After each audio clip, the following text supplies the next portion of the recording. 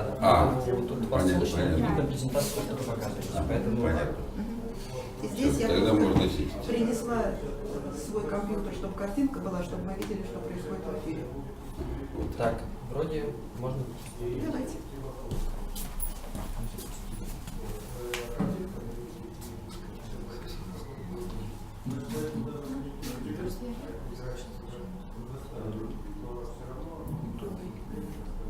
Смотри.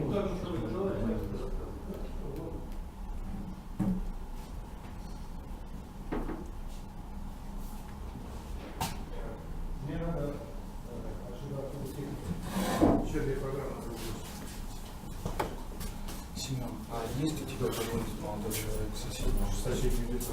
Добрый день, здравствуйте. А нужно озвучить две программы, которые я озвучил Идет что-нибудь? Картинка черная.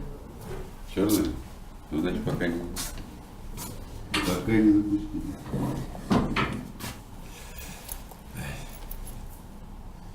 Hello? Hello? Can you hear me? Can you hear me?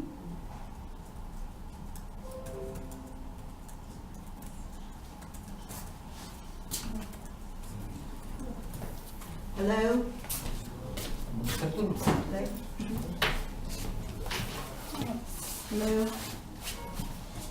Мы сейчас начнем, сейчас онлайн-трансляция закончится.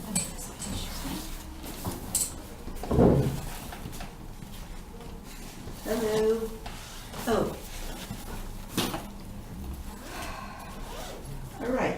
So we can start. I can see that our applicants from all over the world can already hear us, although I'm not sure they can see the presentation.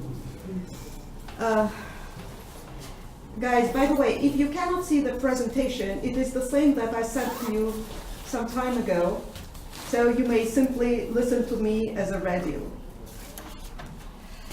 Okay, welcome to the presentation of our International Master's Program in Communications and International Public Relations.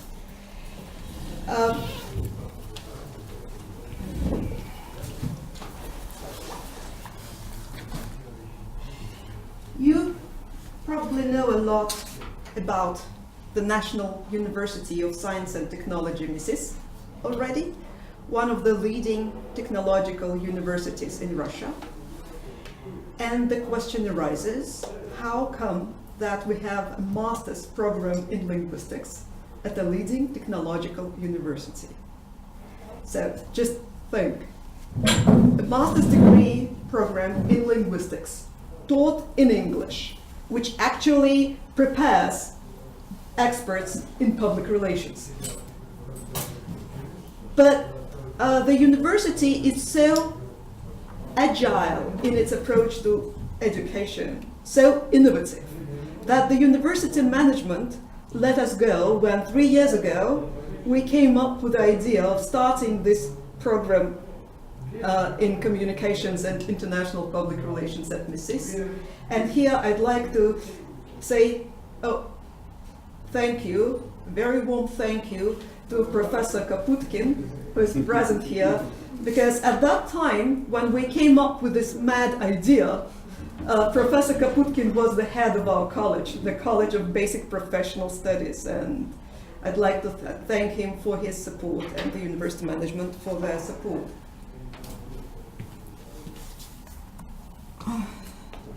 So, but the idea behind starting this program here at MISIS was that scientists and engineers need to be able to communicate their ideas to the potential customers, to the general public, to the mass media, to investors. So they need either to become experts in professional communication themselves, or to hire professionals who can understand both science and communication. That's why we positioned ourselves as a program in communication for science and technology. But now it is much broader. Our students specialize in customer relations, media relations, government relations, intercultural communication, business communication. So we prepare experts in professional communication in the most general sense of the word. The program takes 4 semesters to complete, 2 years to complete, and you can see 3 clusters in our curriculum. First, the first column is internships.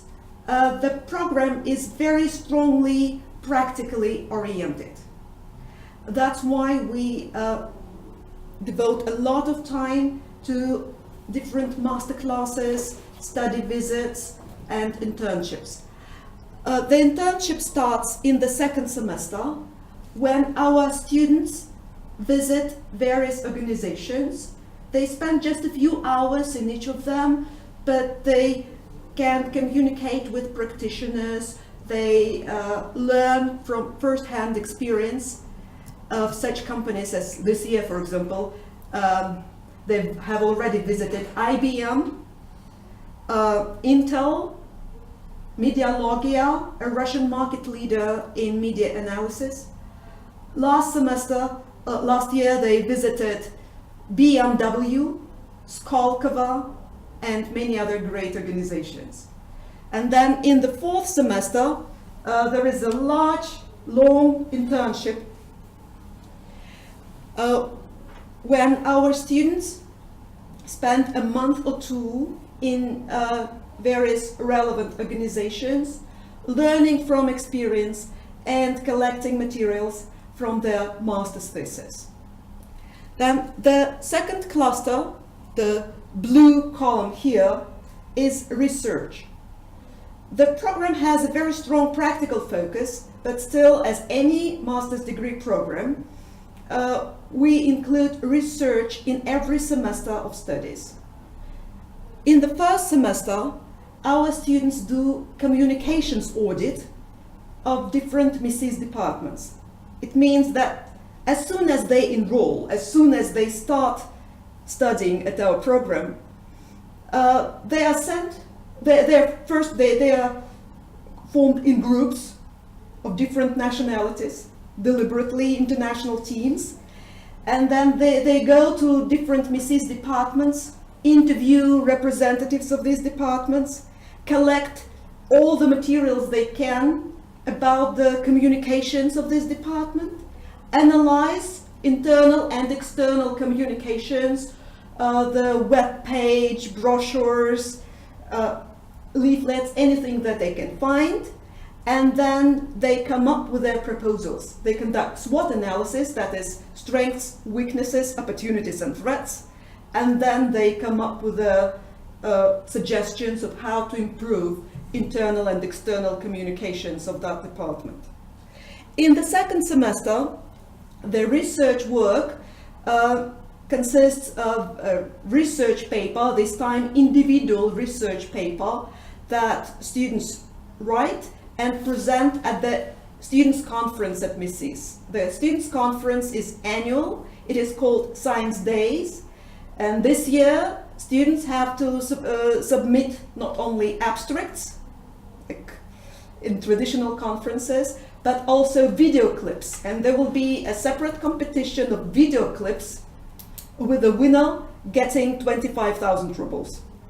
And then there will be a super final in all directions from all MISIS colleges, and the winner of the super final is getting 75,000 rubles. So then the 3rd semester also includes research work, again a research project. Now our 2nd year students are completing, they haven't completed that yet because the project happened to be more long-term than we planned. Our students are working on communication support of English Moscow Comedy Club. So it's fun because it's a comedy club, but also it's real professional work. They have to contact journalists, bloggers, they have to initiate and write themselves publications in social media and attract audiences to their performances and so on. And in the 4th semester, the research work is the master's thesis. Now, the largest column in the first 3 semesters, as you can see, the green column, is required and elective courses. Our program is very multidisciplinary. It includes not only traditional linguistics courses like general linguistics or quantitative linguistics, but we do include them because it is a master's program in linguistics, but it also includes intercultural communication in the first semester, business communication in the second semester, then international relations, international law, even financial business planning, everything that a modern expert in professional communications, in international professional communications might need. So they have classes for 3 semesters in the first, second, and third semesters, and the 4th semester is devoted entirely to the internship and the master's thesis. Our students come now from 11 different countries. Half of them are Russians, and the other half are people from Finland, Vietnam, Pakistan, Namibia, Nigeria, Kenya, Angola. So sorry guys if I have forgotten anyone. So 11 countries altogether. And the main thing that they get here, apart from our courses and internships and master classes, is communication with each other. They learn intercultural communication in practice. They work in intercultural teams, intercultural project teams from the very beginning. They have great time outside the classroom. They debate hot issues at seminars. So they learn from each other. They learn to adapt to people from different cultures from each other, which is the greatest benefit, I guess, that they get from the program. So we are proud of our students, and we are also very much proud of our professors. We attract the best talent both from universities and from business. Our professors, some of our professors work at National University of Science and Technology, MISIS, full-time. Others are from Lomonosov Moscow State University, like Professor Lyudmila Minaeva, one of the founders of our program, is the head of the Department of International Communication at the School of World Politics at Lomonosov Moscow State University. We also attract practitioners, heads of communications agencies, like Tatiana Mikhailenko and Alexander Filimonov, whom you can see here are the photos, and others. So they work full-time in business, and they come here just once a week to share their first-hand experience with our students. In addition to our regular courses in accordance with the curriculum, we offer our students master classes from various fields. If we know that an experienced practitioner in a relevant field can come and talk to them, we invite them, of course. It can be a lawyer experienced in international law, or a journalist, or a public relations practitioner. Anyone that can help our students understand the real world of communications. And some of our experts, some of our guests, start from like a 2-hour masterclass for our students, and then they stay with us to teach a semester course. Like Marcus Guest, for example, a British MBA, a business person, a professional communicator, the head of the Narrative Insights, a company, came first with a short masterclass, and now he teaches a course in communication for innovation in the third semester of the program.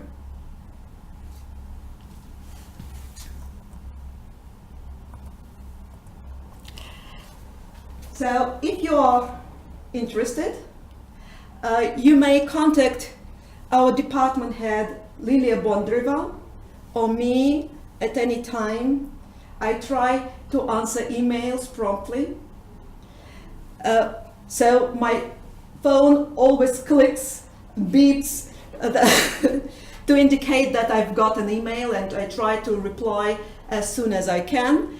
You may also visit our webpage. We have a complete curriculum with all the course syllabi on our webpage, and join our Facebook group. We constantly update our Facebook group to share the information about our events, and we often invite people to our events like master classes. You are welcome to join. Now, if you are interested in joining the program this year,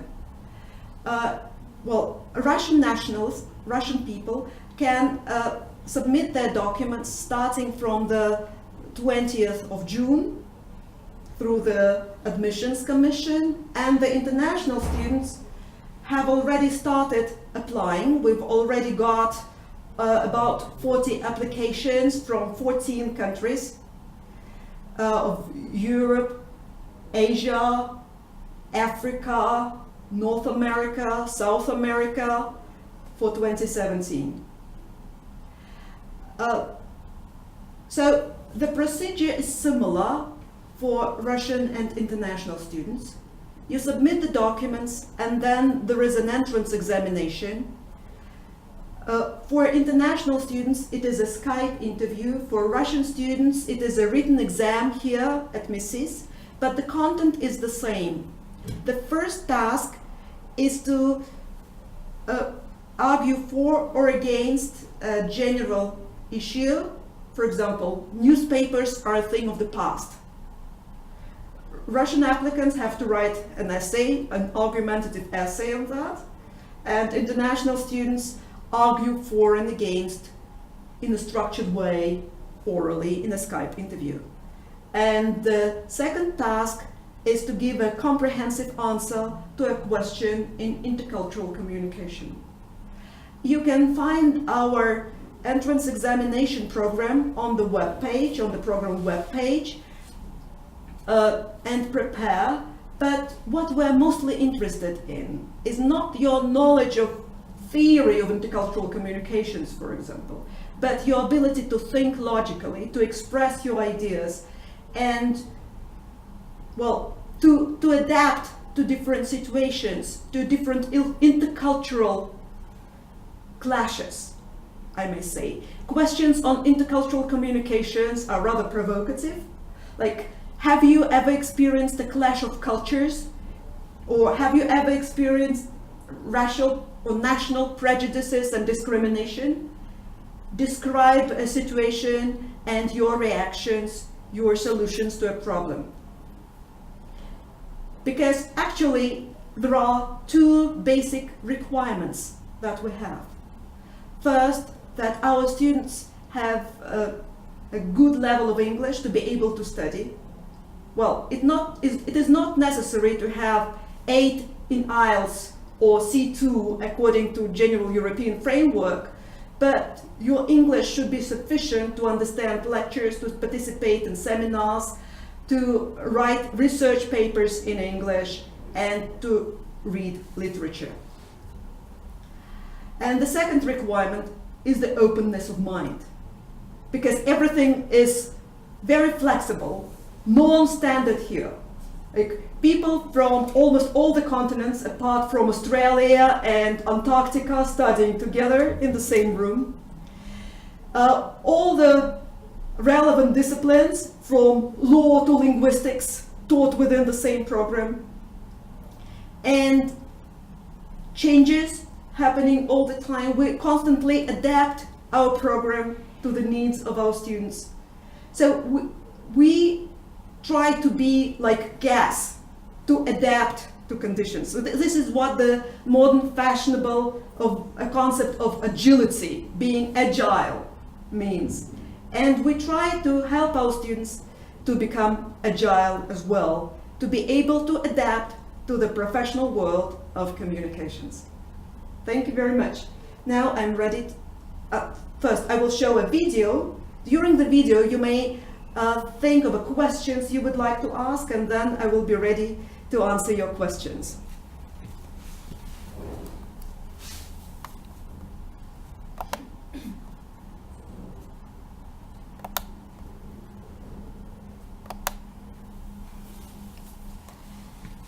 This short video was filmed in Gorky Park, which is 5 minutes walk away from here, in September, when our students started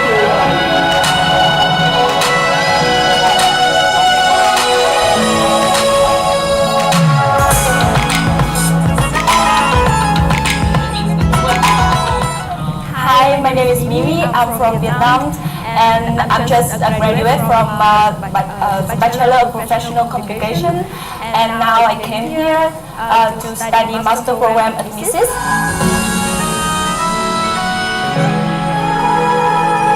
I'm a big fan of cameras, you know. Can't say much about myself.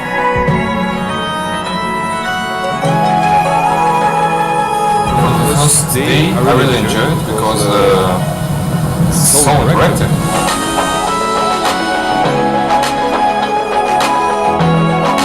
I've been working in marketing and advertising, and I've been dreaming about studying again for a long time. I just didn't find the right program, and when I found this one, I got really excited.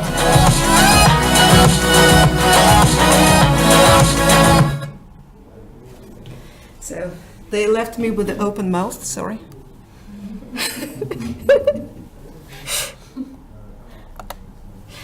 All right, now your questions, please. How many languages do we study here? Well, Or are we able to study some more languages? yes. So as for languages, so now I don't know whether you can hear the questions, those who are online, so I will repeat the questions. The question is about the languages that we study in the program. We do not study languages at all. The whole program is English taught, but there are no official classes in the English language or in any other languages. But our students improve their English language proficiency tremendously, because they are within the English language all the time, during the classes and outside the classrooms, especially if they live in the halls of residence. All together they communicate 24/7, and they improve their English language skills. And we intentionally did not include any other foreign languages in the curriculum, because it is worthless to have like 2 hours of German or French a week. So just not to waste time, because we have very strict limits to how many hours a week our students can spend in the classroom. So there are no foreign languages at all. Okay. So what about the places for Russians? How many of them are there this year? So that's about the tuition-free vacancies for Russian students. There are 5 tuition-free vacancies, budget-funded, for Russian students. And well, those who do not get those tuition-free vacancies can enroll on a contract on a fee-paying basis, and the tuition fee is the same for Russian and for international students. This academic year, it is 197,000 rubles a year. Dear international students, it equals now about $3,400 US, but the exchange rate is flexible. And most students pay per semester or by installments. So you can even pay on a monthly basis. And as for international students, I have already informed you that you can apply for a Russian government scholarship at russia.study, but the university does not control those scholarship, that scholarship process this year at all. Вот мы знаем, что есть и в Высшей школе экономики, и в МГУ лингвистика. Три конкретных преимущества лингвистики в МИСИСе. So the question is about the three competitive advantages of linguistics at MISIS. Number one, intercultural environment. I know that in the High School of Economics there are also lots of international students and they study together with the Russian students, but they do not have such a program as ours. Communications and international public relations as a specialization, as a major in the field of linguistics exists here, then in the Russian People's Friendship University and at Lomonosov Moscow State University. But, so in comparison with the High School of Economics, I can say that our competitive advantage is that we are unique. They do not have such a program as ours. In comparison with the People's Friendship University and Lomonosov Moscow State University, our unique advantage is that the program is fully English taught. Programs with similar titles at these two universities are taught in Russian. And we are the only program in communications and public relations in the whole of Russia taught in English. So first, intercultural environment. Secondly, that it is fully English taught. And thirdly, that it is completely multidisciplinary. Like in the People's Friendship University, a program with a similar title taught in Russian includes mainly languages. We include, as I said, law, finances, everything. So we are approaching an MBA program. So these are the three, and probably there is a fourth advantage, that we attract practitioners a lot. That, well, it is our strengths and our weakness at the same time. That over half of our instructors come here only once a week and have a full professional life outside the university. Мы знаем, что отдельно можно учить несколько лет экономика, право, бизнес, предпринимательство, отдельно можно учить несколько лет там взаимодействия со СМИ. У вас все это дается за 2 года, микс такой. Не приводит ли это к тому, что у вас получается очень упрощенная и поверхностная программа? So I've just got a very Практически ориентированная. provocative question here. Well, you can study economics or media studies or management at a full-time program, and we have a mix of everything. Doesn't it lead to well, a very superficial level of everything? No, because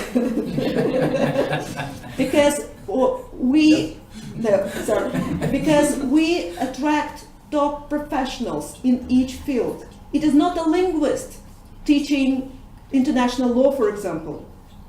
It is a lawyer who graduated from Lomonosov Moscow State University and then from a Master in Law programs from University College London, the 3rd university in UK ranking of universities. It is not a linguist who teaches financial business planning, but an associate professor of the Department of Financial Management of the School of Public Administration, Lomonosov Moscow State University. So so the answer is no, because we make sure that each of our instructors is an expert in a particular field.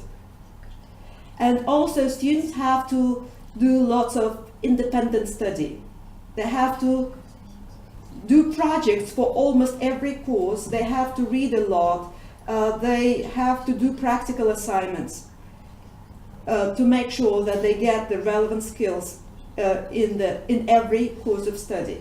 So I've got a question online. Do you offer media studies courses like Master of Philosophy or Masters in TV and Film? No, Shahid, we do not offer media studies, but there are courses, several courses within the program that deal with media relations, like a general course in corporate communication includes an aspect in media studies. It is a required course. Or there are electives that are closely related with media studies. For example, there is an elective in the first semester that is called Modern Press Office. This elective is taught by a PR professional, a former IBM press secretary, Alexander Filimonov, and this is, we can say that this is a course mainly in media studies.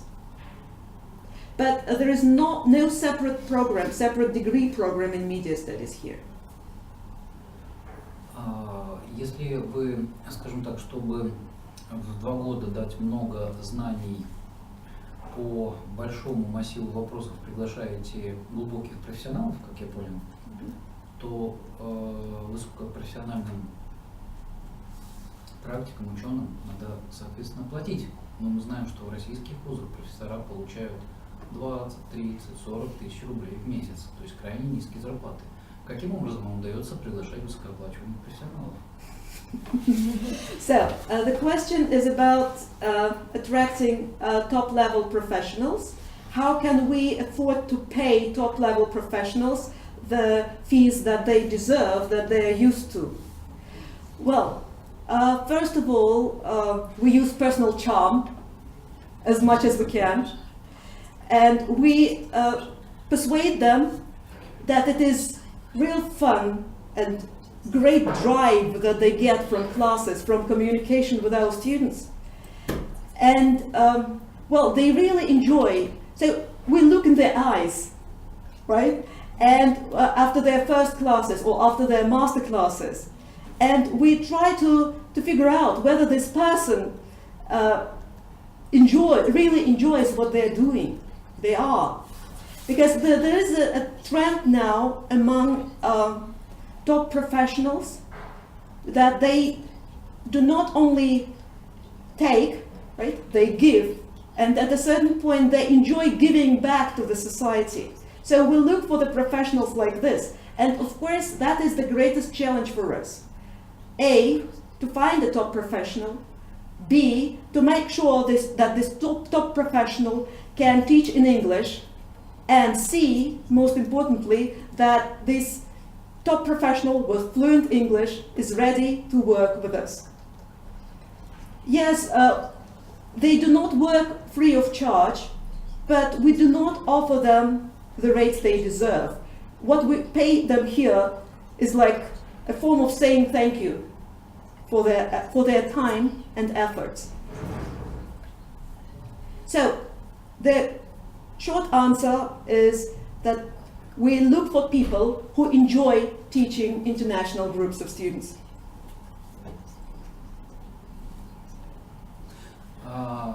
Понятно, что зачастую личное обаяние и личные умения общаться компенсируют отсутствие денег в Российской Федерации.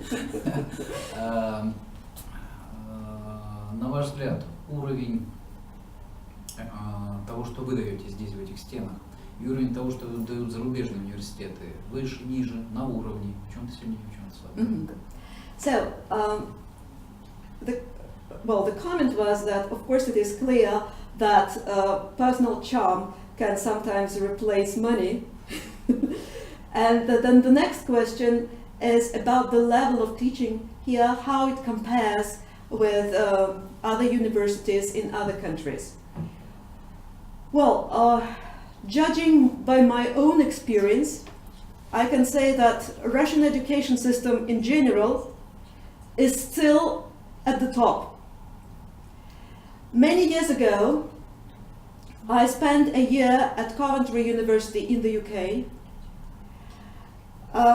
Well, at that time I studied at Lomonosov Moscow State University at the School of Foreign Languages, and after 2 years at Lomonosov Moscow State University, I was sent as an exchange student to a UK university, and I graduated from that university with a first-class degree, bachelor's degree in modern languages. Only about 5% of British students, if I'm not mistaken, graduate with first-class degree. There were 5 of Russian students in my group. There were 5 Russian students from my university, and 2 of us, not only me, but 1 more person, graduated with first-class degree. That is a very good indicator that Russian students are very well prepared to study at any university in the world, including universities in the UK. And I don't think that students that we teach here are of lower level than I was 20 years ago. So as for professors, for example, I mentioned Marcus Guest, a person who graduated from one of top British universities, Warwick University, with an MBA degree.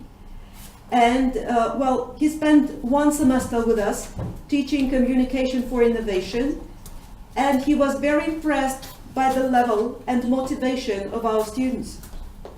And he admitted that it was a great challenge for him teaching our master students. And our master students themselves, who come from all over the world and who have experience studying at bachelor's programs in their own countries, in 10 other countries apart from Russia, also admit that they are highly satisfied with the level of teaching here. We conducted a questionnaire some time ago for one of the research papers of our students about the level of satisfaction of our current students, and about 1/2 of them said that they are satisfied, that the program has met their expectations so far, and some of them admitted that the program has exceeded their expectations. Any other questions?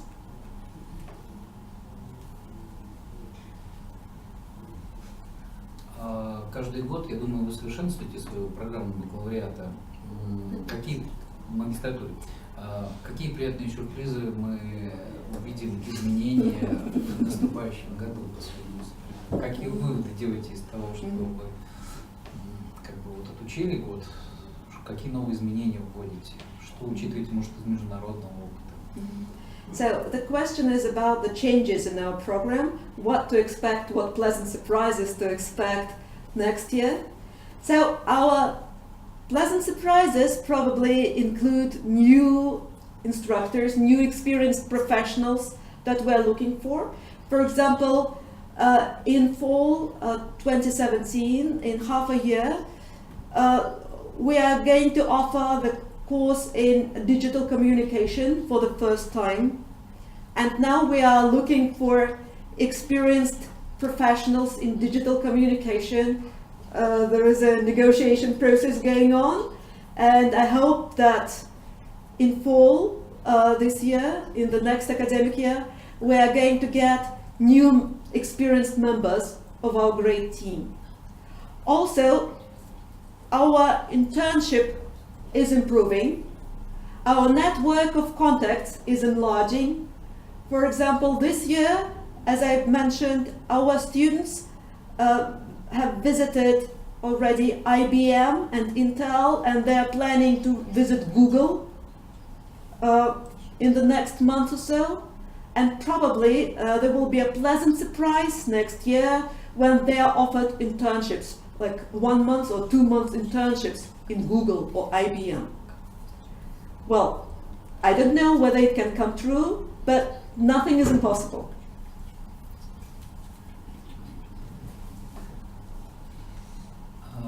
Мы знаем, что из 4 курсов по выбору элективных у вас выбирают всего лишь 2, то есть выбор 2 из 4.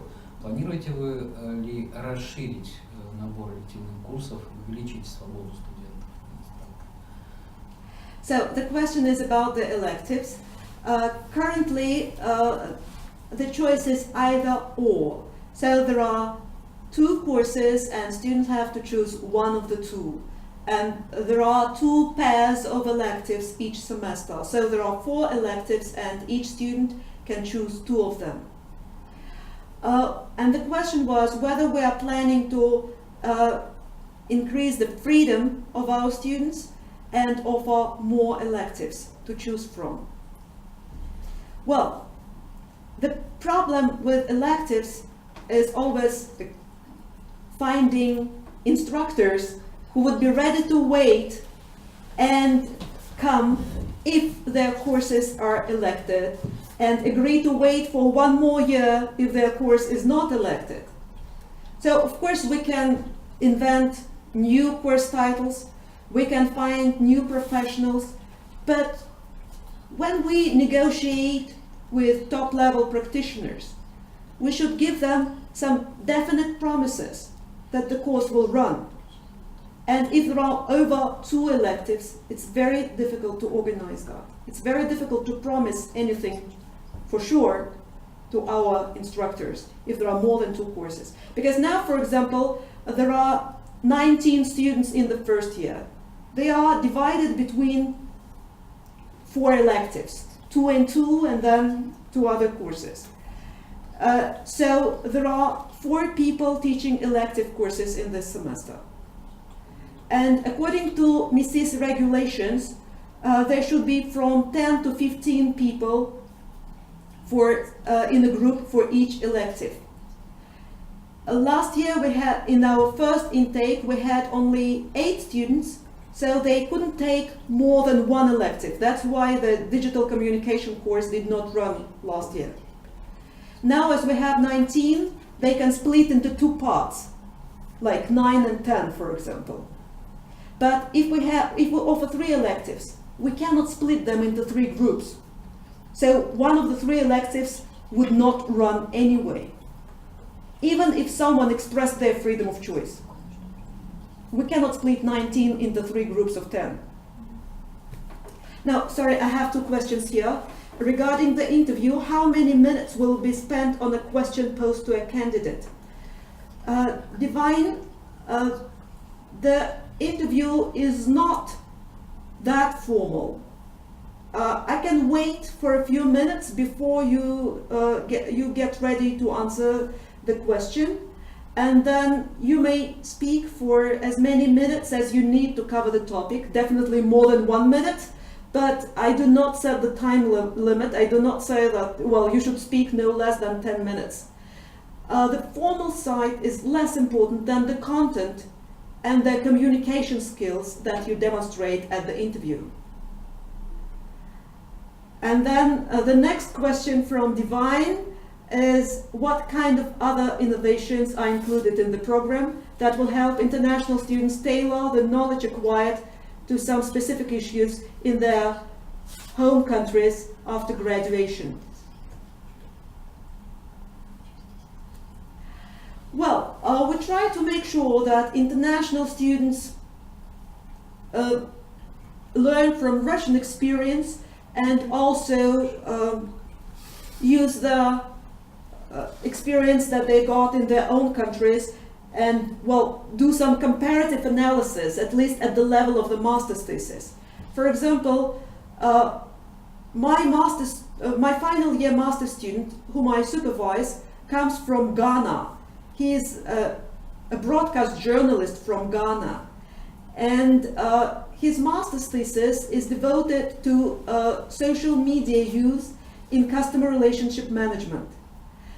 He compares 2 largest Ghanaian telecommunications companies with 2 largest Russian telecommunications companies, and tries to analyze how Ghanaian telecommunications companies can learn from experience of largest players on the Russian telecommunications market.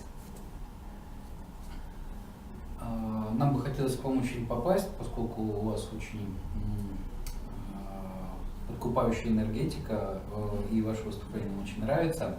Но чтобы к вам попасть, надо преодолеть довольно серьезный конкурс. По-видимому, там человек 7, может быть 8 для поступления, судя по опыту прошлых лет. Но есть альтернативный способ поступления к вам через по конкурсу, через творческую работу. На сайте крайне мало сведений. Можно ли, во-первых, расширить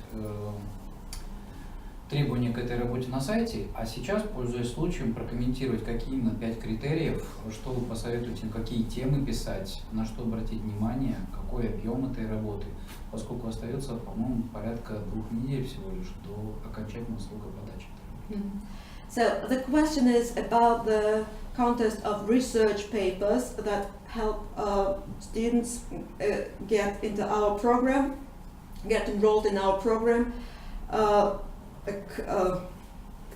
without this formal competition, because the competition among Russian students for those 5 tuition-free vacancies is very high. Last year the competition was 5 people for every vacancy. Another option, and 1 person enrolled last year through this competition of students' research papers. All the conditions for the competition are on the website, but there is not enough information. The competition is organized by the university as a whole. It is not a competition of our particular master's degree program. And the requirements and the guidelines have been compiled for the whole university. Only 1 line in the guidelines indicates that you can enroll in our program through that competition as well. That you can submit papers in linguistics. Well, as you can understand, for us linguistics is very broad. If you write something in public relations or in communication, business communication, and submit a paper, that can also be regarded as a paper in linguistics. Or if, for example, our bachelor students in linguistics specialize either in translation or in teaching methodology. They can also submit papers in translation or teaching methodology, anything. Or if you are interested in language theory, you can also write a paper on the use of certain tense forms in the English language. So the content is very broad. There are no particular requirements. Like, it should fit under the title of linguistics. There are no other requirements for the content. And the papers can be written either in Russian or in English. And of course, I prefer papers submitted to enroll in our program to be written in English. But the requirements say that in Russian or in English for English taught programs. It doesn't mean that it should be exclusively in English. And then, as for the format, the regulations say that it can be a semester paper, like a course paper, or a thesis, or an article that you can submit. There are no even strict requirements as to the number of words or the number of pages this competition essay or competition paper should contain. Of course, it is just one. If it is just 1 page, probably it will not qualify. But 10 pages may be enough, I guess. But if you need more information about this contest, as I say, as it is a contest of the whole university, it's better to ask the admissions committee, and their email address is vapros@misis.ru. Because I cannot change the requirements set at the top level of the university. So I have a question online. Please, could you throw more light on the research grants given to students when they present proposals? Divine, I'm sorry to say, but we cannot offer research grants to our students. Research grants at the National University of Science and Technology, MISIS, go only to those who focus on hard science, like material science, or metallurgy or mining engineering. But probably you can get grants from other sources, from international sources. I know, for example, that our students from Namibia get grants, not research grants, but simply grants for just because they study here from the Namibian embassy in Moscow. Just look for other opportunities.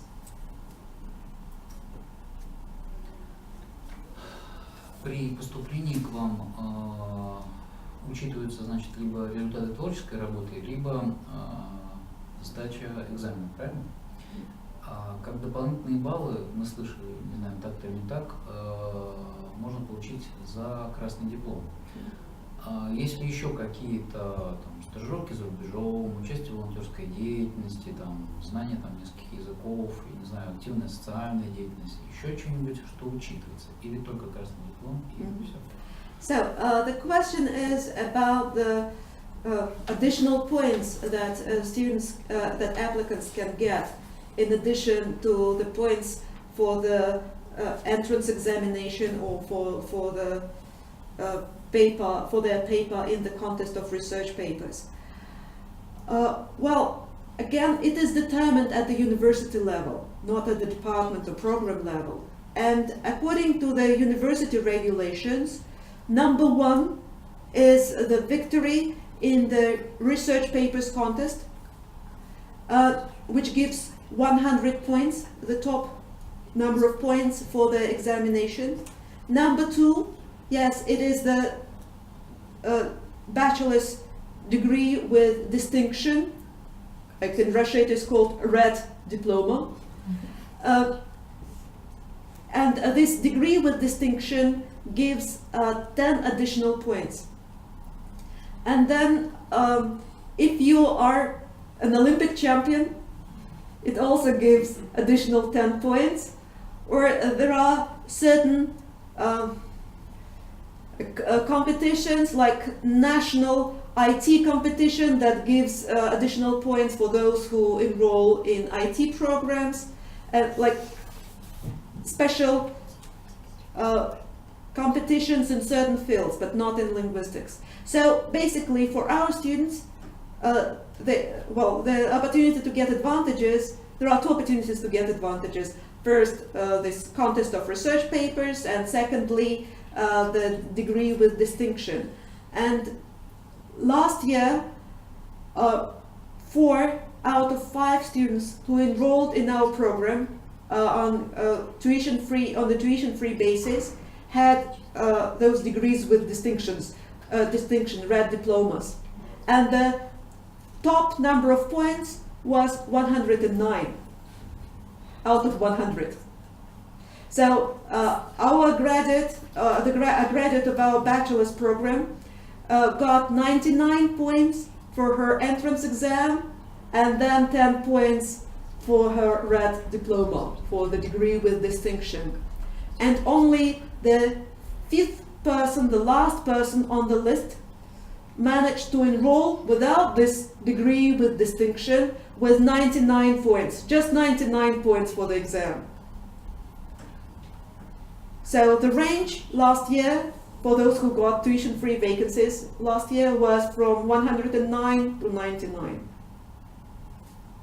And I'm very sad that the person who had 98 points did not enroll, because one of our applicants was a graduate of Mrs. program in IT, who has won a European competition in Rubik's Cube several times, but it did not count as an Olympic victory. So he had 8 in IELTS, and he excellently wrote our entrance exam with 98 points, but we could not enroll him because he was number 6 on the list. So, are there any other questions?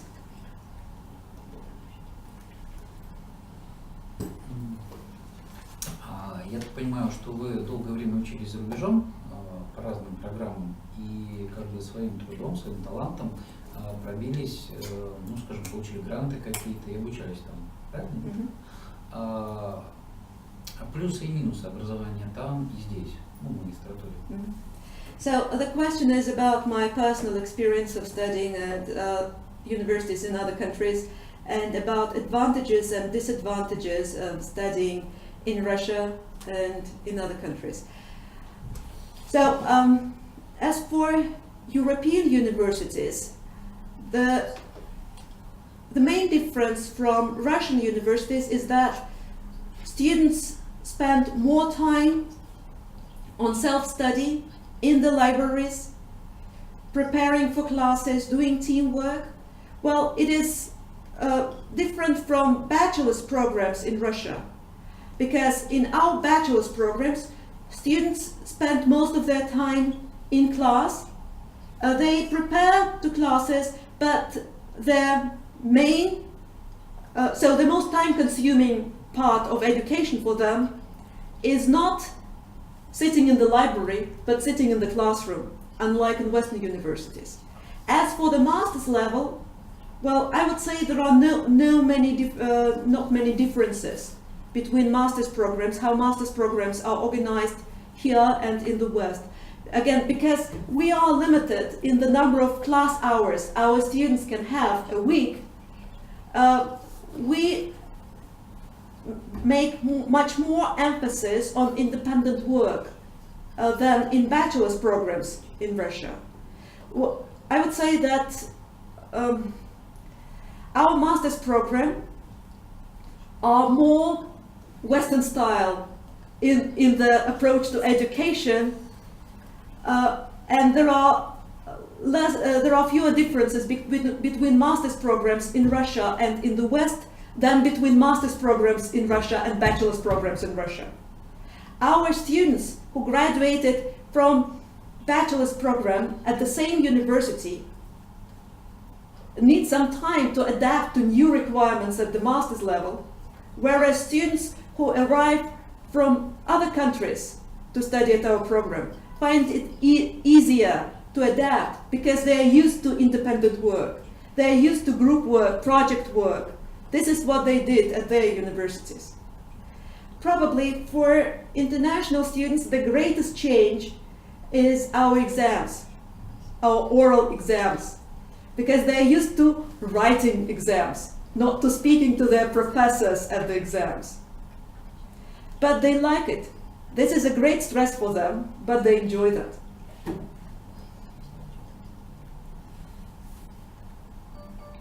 So, if there are no other questions, or are there? То есть правильно я понимаю, что вы пытаетесь использовать плюсы западной системы образования здесь у нас как бы в России, внести, скажем так, в эти стены.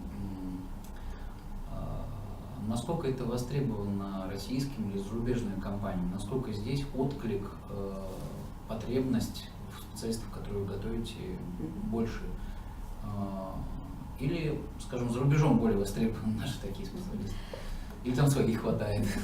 So the comment was that we try to incorporate Western experience in Russia, and the question is whether the graduates of our program will be demanded by Russian companies, or whether they will be more demanded by companies in other countries. Well, I wouldn't say that we simply try to incorporate Western experience here. We are a blend of everything, including Western experience, Asian experience, Russian experience. I wouldn't say that we just copy American education system or British education system. We adapt to our students. And we are in constant contact, in constant interaction with our students. For example, I like the concept of managing by walking around. It is a famous Hewlett-Packard style of management. Management by walking around, by talking to people. This is what I constantly do. I walk along the corridor. I go into the classrooms. I talk to people. I talk to students. What you like, what you don't like, what would you like to change, what works, what does not work. So it is not just incorporation of any alien experience on the Russian soil. And then as for demand for our graduates, there are lots of companies in Russia, both large and small, who would like to enter markets in other countries. And they need experts that we prepare, that we train.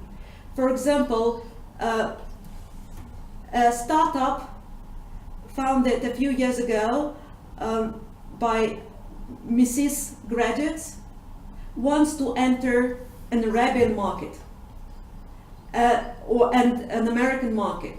They approached the head of our department asking for students to come and help them as interns to study those markets and then to help them to adapt to those markets in Arabian countries and in the US.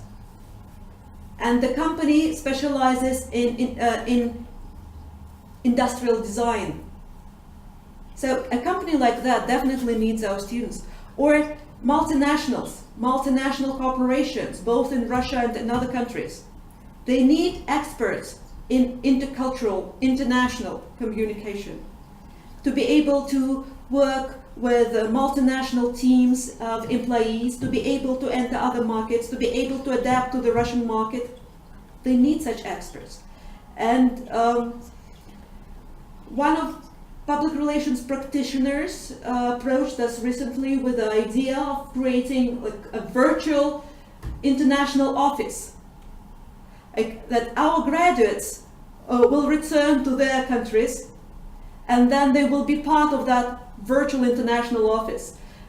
They will have their own jobs in Pakistan, in India, in Nigeria, in Spain, in other countries. But then when a Russian company needs to enter a Pakistani market, for example, we'll say, yeah, we have Sadie Bruce, our graduate, who lives in Pakistan.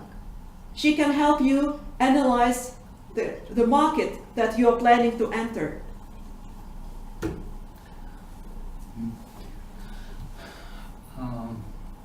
Россия не так много что может, мне кажется, предложить зарубежным странам в плане новых технологических решений. Я не говорю в плане сырья там, или металла.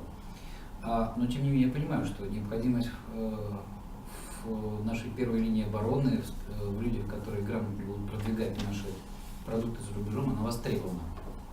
На ваш взгляд, уровень, на какие должности и какой уровень оплаты ждет ваших выпускников здесь, в России, или за рубежом? The question is about the positions and the level of pay, the level of salaries that our graduates can get here or in other countries. I cannot answer this question. It is probably more provocative than all the other questions you've asked earlier, because, well, everything depends on a specific situation, on the country, on a graduate, on the talents, because, well, we try to give them all the skills and knowledge that we have ourselves. But, well, much depends on personal charisma that we cannot teach. Much depends on the diligence that we try to develop in our students, but we cannot teach if they are lazy. Or we cannot promise them that they will start working for IBM or Google as soon as they graduate. Moreover, we try to explain to them, that although they feel like superstars here, we try to develop that feeling that they are superstars for us.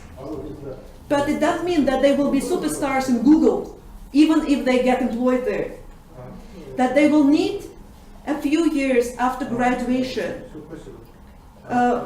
doing routine jobs, performing very simple tasks before they get enough practical experience for managerial positions.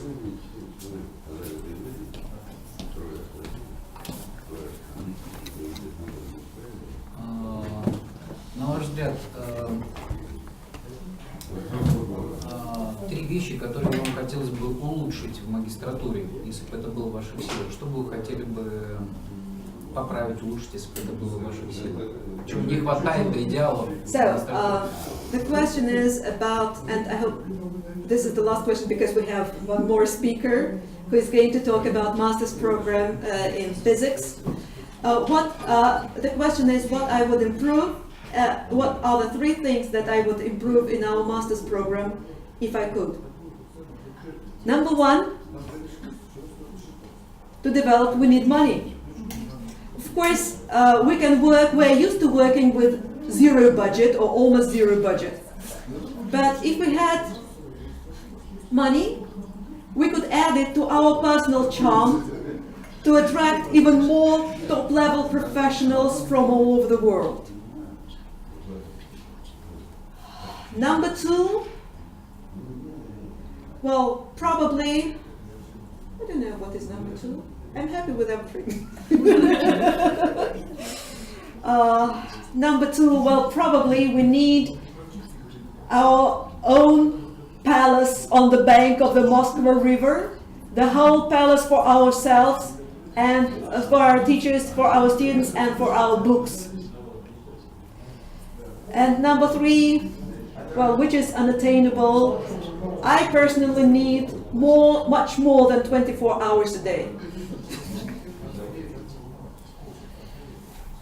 Thank you very much. If you have other questions, we may continue.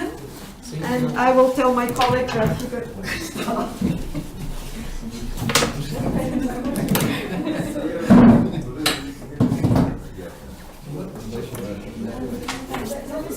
Я записала, куда это на сайте. Либо сейчас здесь записаться, либо потом Как вам лучше? Как вам? Это если вы договоритесь, вообще... Ну давайте сейчас я запишусь, потому что у меня...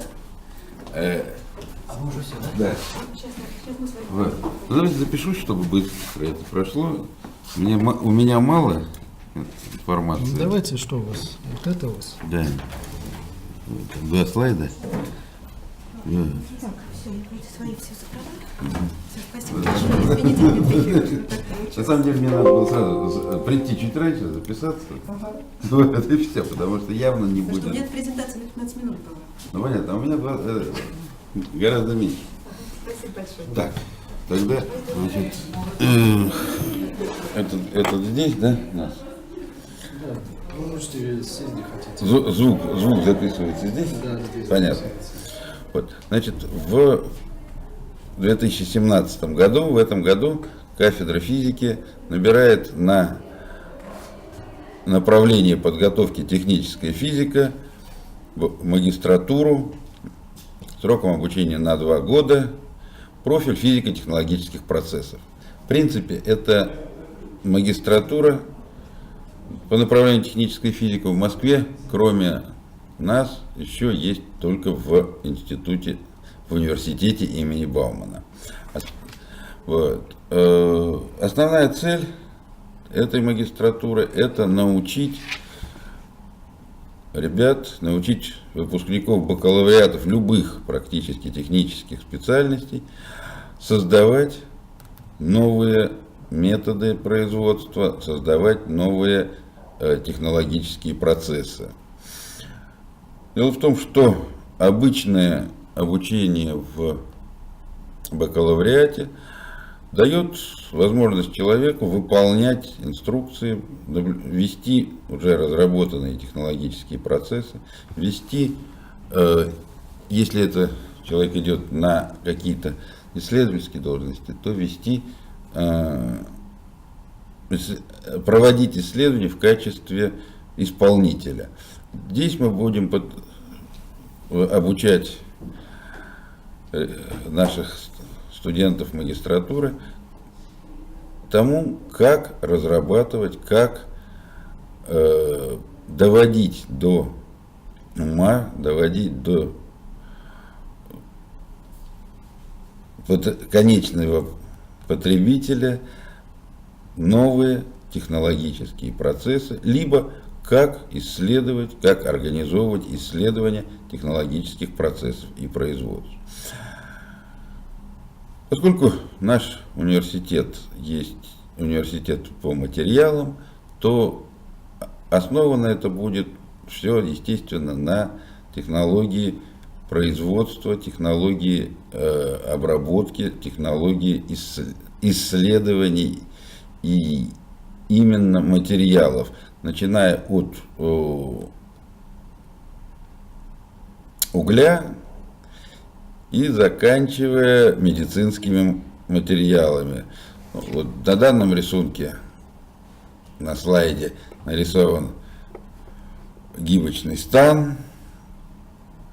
Здесь на следующем слайде изображено исследовательское оборудование, разрывная машина, то есть то, что имеет отношение к технике, к материалам. Мы, конечно, не являемся специалистами в пищевой промышленности или в легкой текстильной промышленности, поэтому все будет, естественно, на примере, на основе производства материалов для различных применений. 14 бюджетных мест дают нам возможность принимать людей не только из Российской Федерации, но и всех тех, кто проходит по программе поддержки соотечественников, то есть тех жителей разных, любых стран мира, у которых хотя бы один из родителей был гражданином Советского Союза. Все эти люди имеют право претендовать на вот эти вот бюджетные места. Правила отбора у нас такие же, как и во всех других технических специальностях, технических направлениях подготовки. Это либо вступительный экзамен, либо творческий конкурс, который заканчивается, к сожалению, через неделю. Поэтому если кто-то это дело будет пытаться, узнал сейчас и будет поступать по результатам творческого конкурса, надо торопиться. 3 апреля все кончается. Ну и вот на сайте все правила и вывешены. Наш университет не имеет практически ограничений по поселению студентов в общежитие. Общежитие наше регулярно занимает первые места по Москве и по России по качеству проживания, по безопасности, по всевозможным конкурсам, включая конкурс пожарно-прикладных видов спорта. Кстати, о спорте. Наш университет дает возможность заниматься различными видами спорта. Прекрасная спортивная база, прекрасный бассейн, стадион и все на свете. Так что приглашаю всех желающих попробовать поступить в магистратуру по направлению техническая физика, для чего надо либо сдавать экзамен, либо пройти творческий конкурс. И при этом иностранные граждане могут сдавать экзамен с применением дистанционных технологий, то есть не обязательно даже приезжать в Москву, чтобы попробовать сдать этот вступительный экзамен. Спасибо за внимание.